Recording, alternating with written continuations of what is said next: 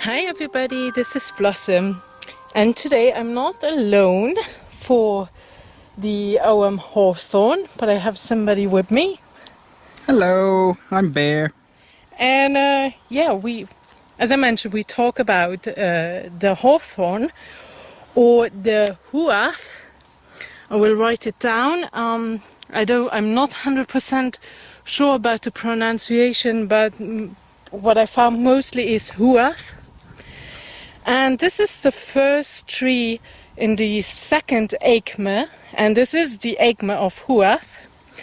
And we can find Hawthorn in the tree calendar from May 13 until June 9. The letter is H. The animals associated with it is dragon, goat, night crow, blackbird or owl. The colors are purple and dark blue or midnight blue. And the flower is wood sorrel.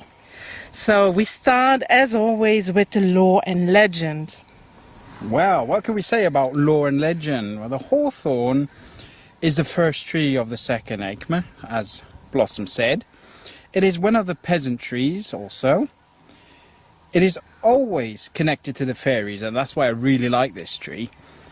It's considered highly sacred in many communities across Britain and Ireland. And a lone hawthorn tree growing on a hill is a portal to the world of the fairies. And the fairies will get angry and punish those who harm the tree.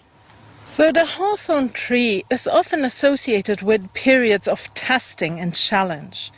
And its dual nature of flowers and sharp thorns relate to traditions of the triple goddess, who is seen as both beautiful and kind, as well as cruel and harsh. Hawthorns are also often guardians of sacred springs and wells, demanding the very best behavior from all mortals who are in their presence.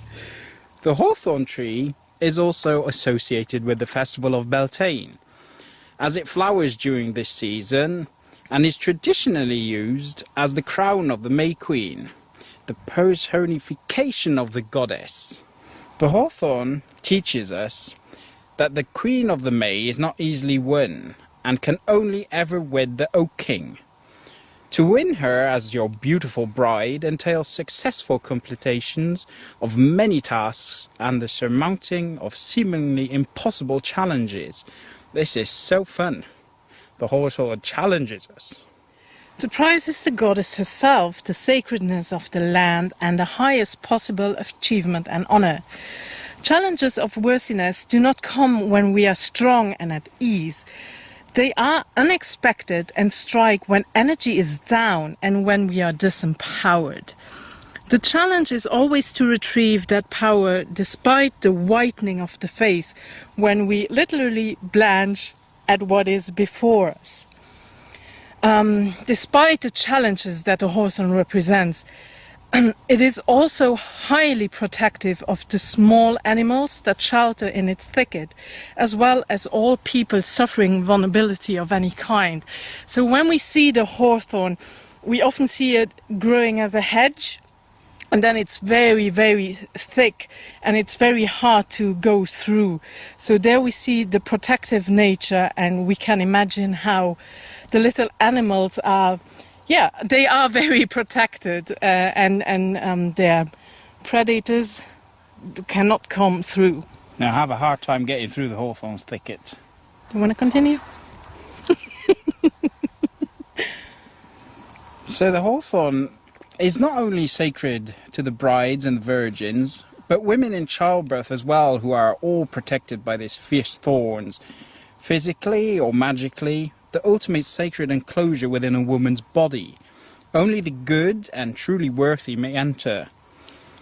In the Arthurian sagas, there is a story about Sir Gawain marrying a hag called Dame Ragnell.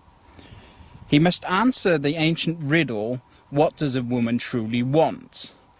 The secret. The answer being, of course, sovereignty over herself. When Gawain accepts his bride's right to her own self-determination, she changes into a beautiful maiden. This is the teaching of the hawthorn. The law of sacredness demands respect. The hawthorn tree also has associations with the heart, and it is this knowing one's own heart that is the key to its mastery, allowing the beloved to be true to their heart and being true to your own as well. The hawthorn is also connected to erotic desire, for the wonders of love-making, conception and childbirth. For the Celts, there was no shame attached to these natural processes. They were respected as an essential part of life and as a sacred expression of the human capacity for love. Unlike today, Beltane was not considered as a time for wedding for the Celts, but this time was traditionally when divorces were made. If you could make your marriage pass the tests of May and the hawthorn, then it was a worthy match indeed. The hawthorn also has another role in her crone aspect. Traditionally, hawthorn was used to clear away negative energy. For example, it was custom to plant a hawthorn near to a place where an accident or even a death had occurred, to remove the negative influence on the land. Sacred to the Macha, or Matcha, I'm not sure about the pronunciation there, an Irish crone goddess, the water used to wash a dead body was also sometimes taken and poured at the roots of the hawthorn tree. Its association with the crone, as well as its connections with the passionate love and emotional commitment, are sadly still considered frightful to some repressed psyches. The ability to handle the surges of energy, wildness and passion the hawthorn embodies is a sign of maturity and spiritual development, not by denying them, but by embracing these qualities. Wholeness and inner sovereignty can then be achieved.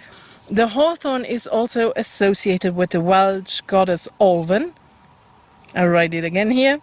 It is said she once walked the empty universe and her wide track of hawthorn petals became the Milky Way. That is so cute. So that's everything I have for the lore and legend so far. There is much more, but yeah, I try to keep it as concise as possible. So, moving on to the magical uses. Okay, magical uses. Hawthorn flowers are very useful in love spells, where the seeker intends to attract a suitable life partner. It is also useful for assisting connection with the goddess, especially goddesses of the spring, such as Blodawedd. And you can see here. Blodawedd. Here we go. And Cridilad too. There we go. This connection with the goddess energy helps a woman to improve her self-image and her self-esteem. For men, the connection gives us courage in love. That's also good to know. An old custom was that a young woman did break a twig of a newly flowered hawthorn, but leave it hanging. And overnight she would dream of her future husband. If the twig was found the next day, it could then be used in a love spell to draw him near. Crowns of hawthorn blossoms were worn at Beltane festivities and ceremonies, and it was once popular, especially in Ireland, to leave out such crowns as gifts to the fairies. In farmsteads, relationships with the fairies and spirits were encouraged to ensure good crops and safety for the animals. These agricultural fairies, often known as brownies, were thought to lend both their protection and assistance around the farm. To thank them, a globe of hawthorn twigs was hung in the kitchen near the hearth. However, a great many other folkloric tales say that hawthorn should never be brought into the home at all. What is sure, or what we know for sure, is that it should never be worked with without its express permission. You see, in Ireland and some parts of Scotland, the so-called fairy thorns are so sacred to the local inhabitants that roads or other building plans have been diverted to avoid their disturbance. Hawthorns are intimately associated with healing and are, as mentioned already, often found growing next to holy wells. These hawthorns are dressed with cluties, strips of cloth used as prayers of thanks. These cloths are dipped in the healing waters and used to lave the rich or those in need of blessing before the cloth is hung upon the tree. Today this tradition has become confused. Many non-biodegradable ribbons and other ties are often left at these sacred places as so-called offerings that can actually harm the tree, as they do not break down and restrict the tree's growth, not to mention the littering. Remember that these are sacred places and should be honoured appropriately and thoughtfully. As sacred fairy sites, hawthorn trees near wells or natural springs are places where the veil between the worlds is thin and interchange between the mortal and the spirit world is possible. They are also places of great earth energy, where the soul of the earth herself rises to the surface with the water. As such, they are excellent places to perform divination, healing magic, or to develop a relationship with the genius loci or geni loci, the spirit of the place. So just sit quietly beneath the hawthorn's branches and rest your eyes upon the water. In time you may feel a presence, or you get the flash in your mind's eye as the tree or the local guardian makes contact with you. Sometimes that's even the same thing, you know, the local guardian or the tree, that's the same thing. Always thank the spirit and show great respect to it and its sacred domain. Hawthorn twigs, fallen, never broken or cut, that's important, or a chain of hawthorn berries makes excellent protection for animals and the beds of children and pregnant women. When magically charged, it can ease fears and anxieties and help to heal a broken heart. And here is a protection spell that I found on the internet. It's from Whispers from the Woods by Sandra Kynes. I will write it here. So carefully gather a few thorns from the tree. On a piece of paper, write the name of the person or situation from which you seek protection, and then wrap it around the thorns. Bury this in the ground, if possible near the tree from which the thorns were collected. The berries can be burned as an incense to encourage dynamism in your life. It can be used to build courage, to develop initiatives, and bring clarity and insight to problems. A tea made from the flowers can encourage sight into fairy and contact with otherworldly beings. You could also carry hawthorn berries or leaves in a pouch if you are troubled, depressed or sad, in order to bring happiness. For that purpose, you could mix it with lemon balm, for example. Now, for the healing part. Herbally, hawthorn is excellent for all nervous disorders and heart-related issues, both physically and emotionally. So when you look up on the internet, there are so many possibilities how you can use hawthorn, the leaves, the berries, the flowers. So I'm sure you will find something, and there are also many books where you can find out about that.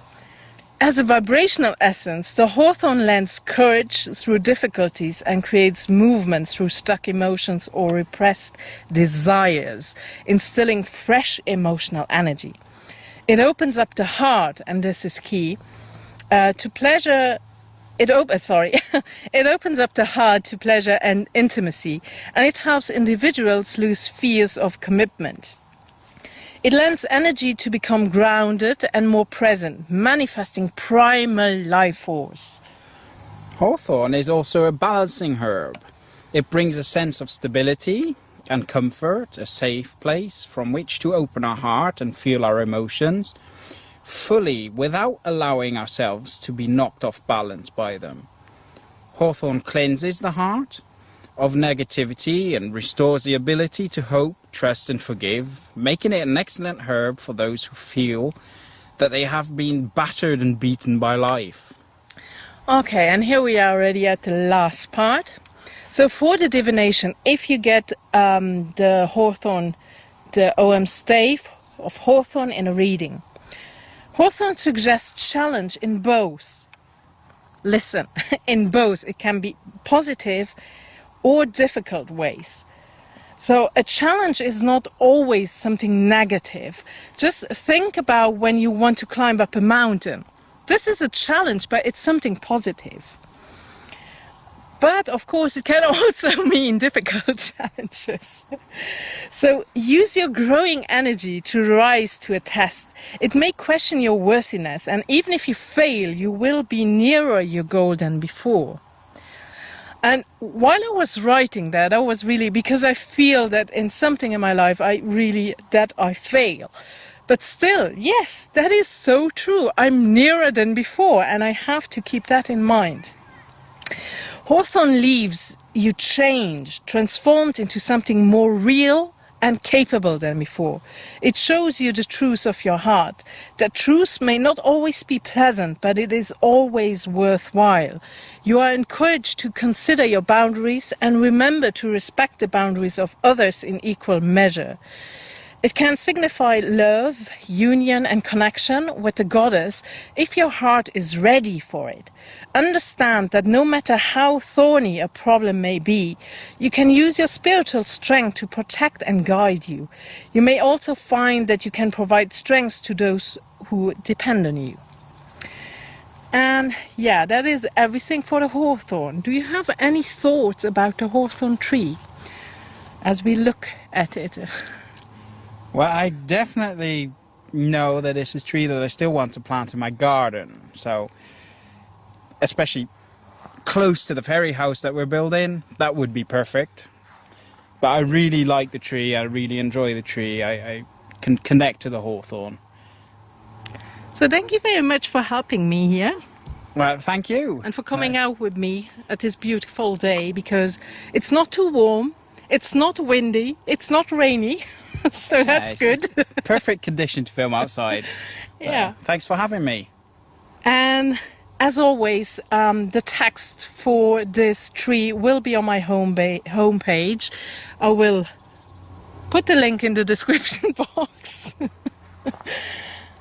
Thank you so much for watching. I really appreciate it. Much, much love and blessings. And bye-bye. Bye-bye.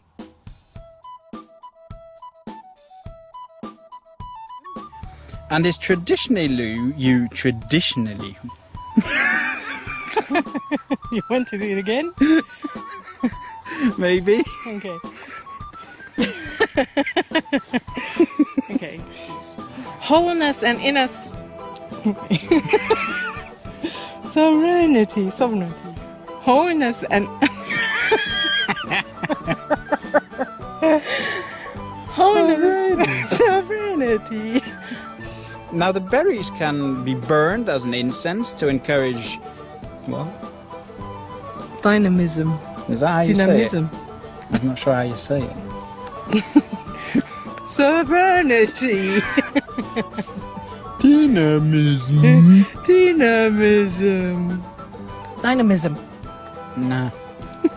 Dynamism. Trying to think of a different word for it. Chop chop. I leave that in.